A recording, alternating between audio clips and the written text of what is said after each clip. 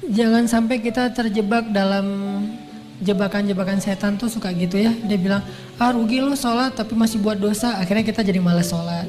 Padahal sholat itu cara kita untuk ninggalin dosa.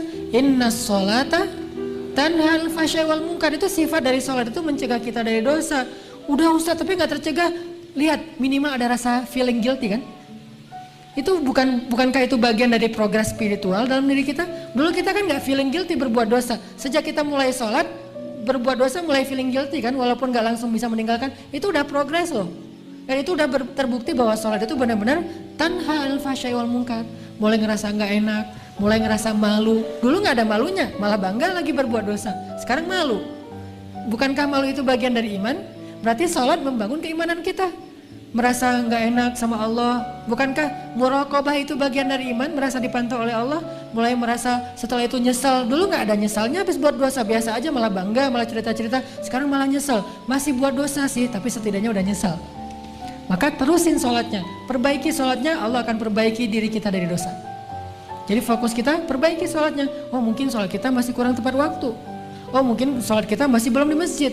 Oh mungkin sholat kita belum di shaf pertama. Oh mungkin sholat kita belum banyak tambahin dengan gimmick sunnah-sunnahnya. Oh mungkin sholat kita belum banyak ditutup dengan istighfar setelah sholatnya, doa dan seterusnya. Perbaiki sholat kita, Allah akan perbaiki hidup kita.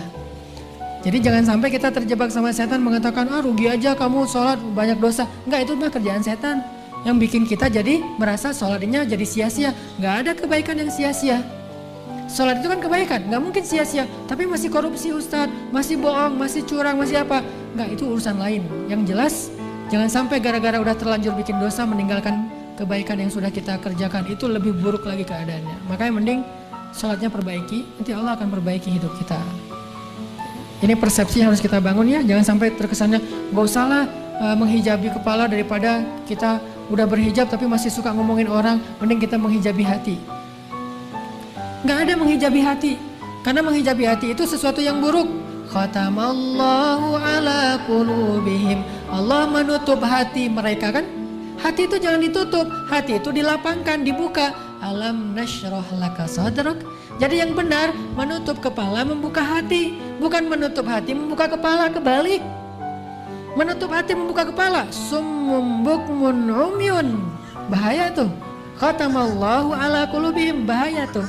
Kalau menutup hati, tapi kalau menutup kepala membuka hati memang harusnya kayak gitu. Jadi bukan sebaliknya menutup hati membuka kepala.